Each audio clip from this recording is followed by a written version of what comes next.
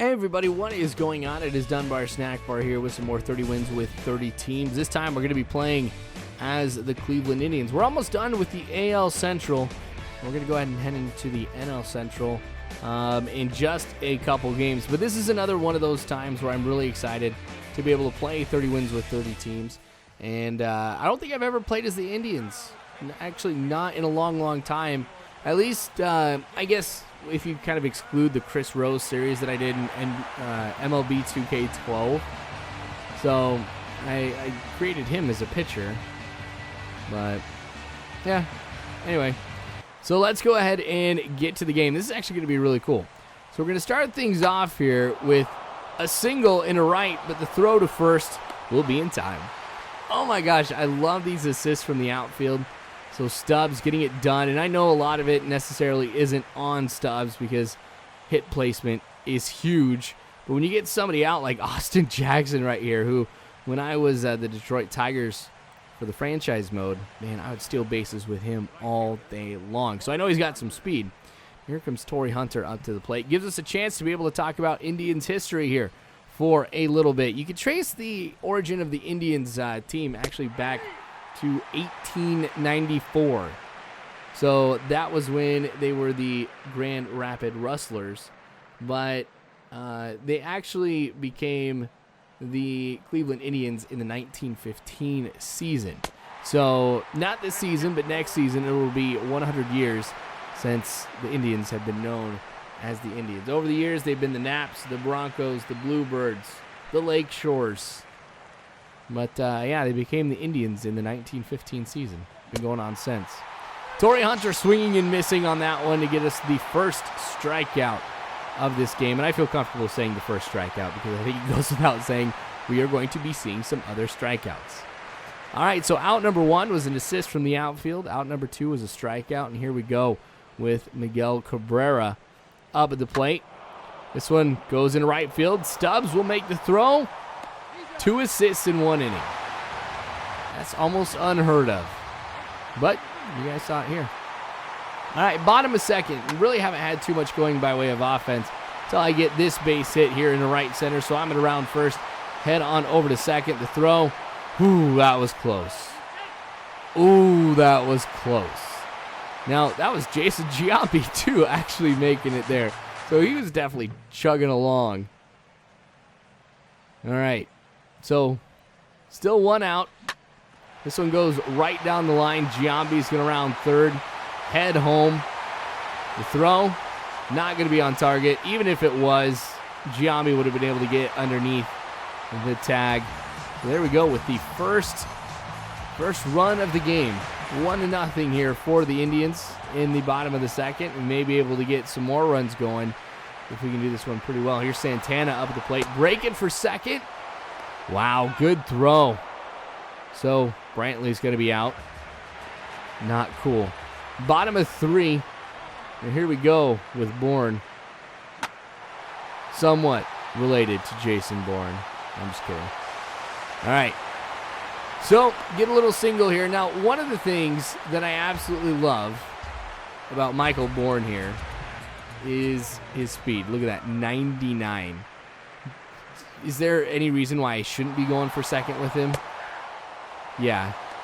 It's totally safe. I think I was there when the ball was in the dirt.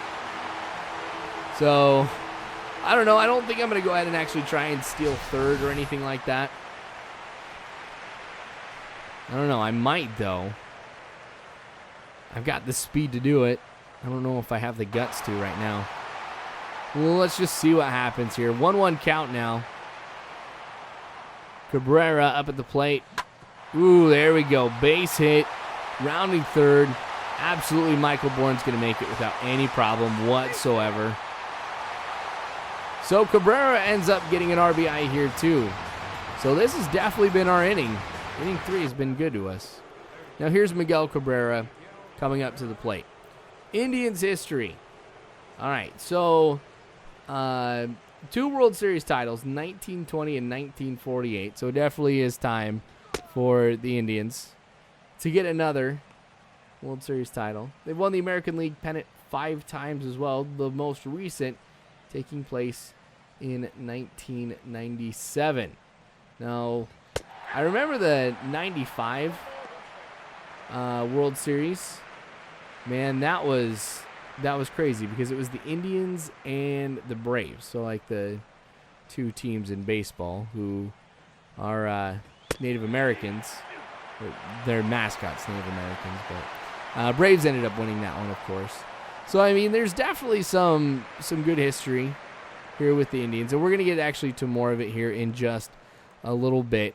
Now, the thing is I'm sure you guys have noticed that I am pitching with Masterson here today with a strikeout with the slider. Another one of those instances, like what I was saying with the Royals here, just how difficult it's actually been to be able to pitch with somebody whose main pitch is not a fastball. Nick Swisher with a big hit that's going to bounce just short of the wall. He's going to round first, get to second with a double. No tag applied. And gosh, Prince Fielder's all the way over there at second base. Not expecting to see him there. All right, so with Swisher over there at second, and with no outs, I've got a pretty good chance. Now here's Giambi. Now he's going to hit that one over to second. So, well, he's out at first. It does allow me to advance the runner. So that way we could be looking at something like, tagging up on a deep fly ball, maybe a base hit. So here's Brantley again. He had the first RBI in the game. Now he'll have 2 to his name, as that one goes right out into left field, but falls just short.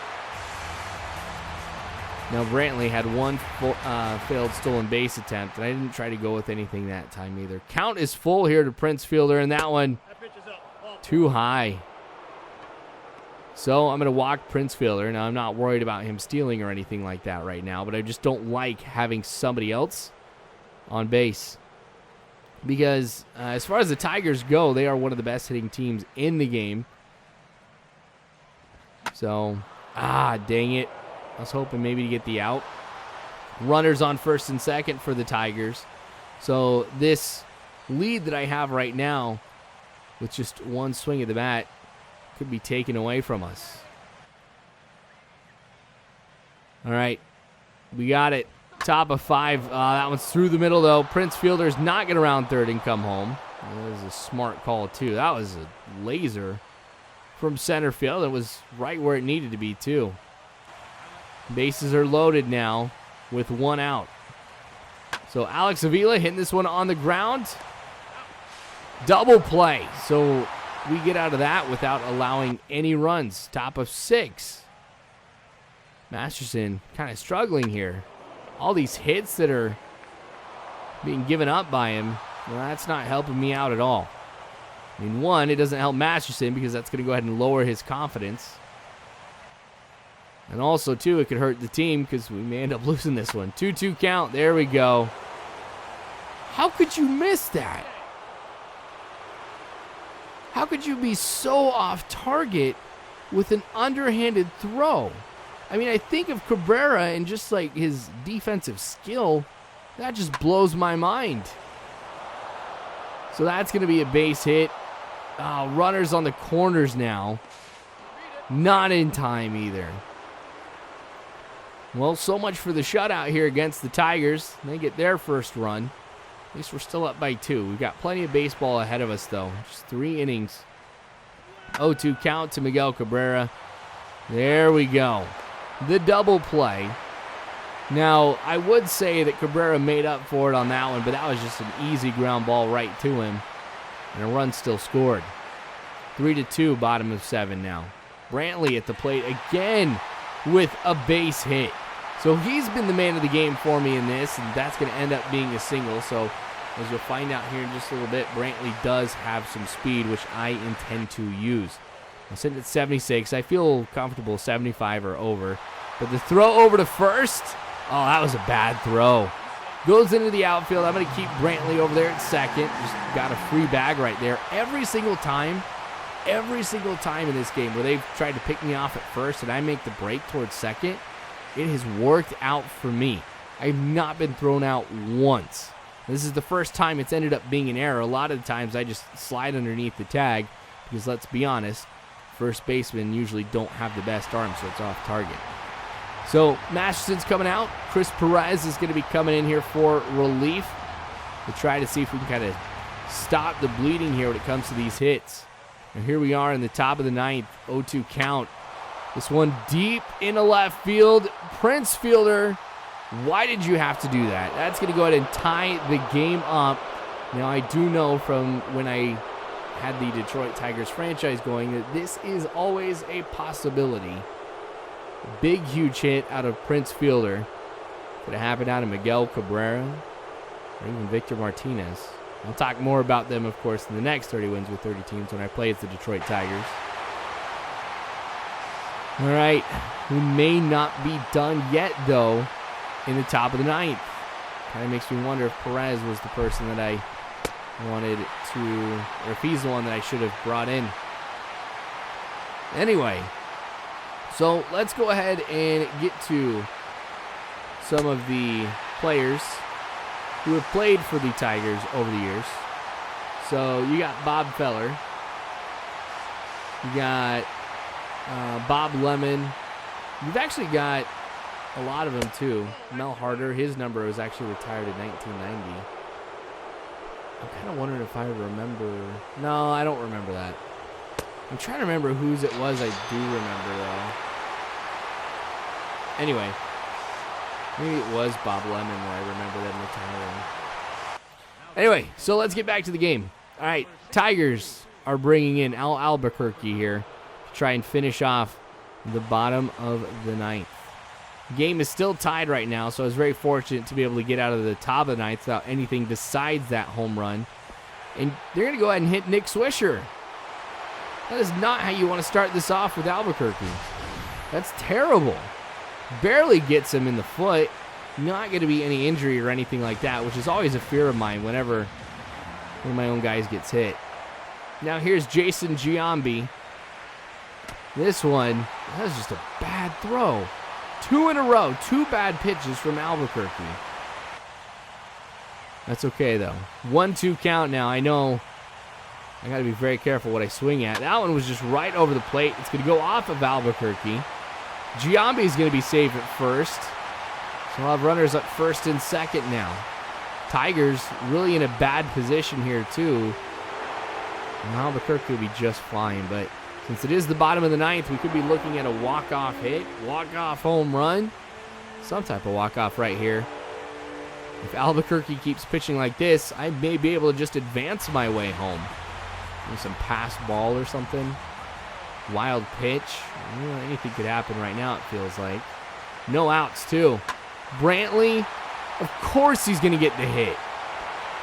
So that is going to be the ball game. Indians win in the best way possible. A walk-off hit. All because, well, Albuquerque was playing terrible. I don't think necessarily would be able to get that if Swisher wouldn't have gotten hit.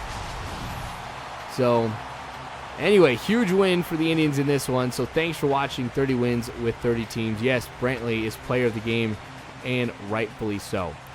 More of this to come later on as we'll be playing as the Detroit Tigers. So make sure you guys check that out. So feel free to subscribe if you haven't already. You can follow me on Facebook, Twitter, all that great jazz. But you guys are phenomenal people. You really are. Thank you again for watching, you guys. And as always, I hope you guys have a good one.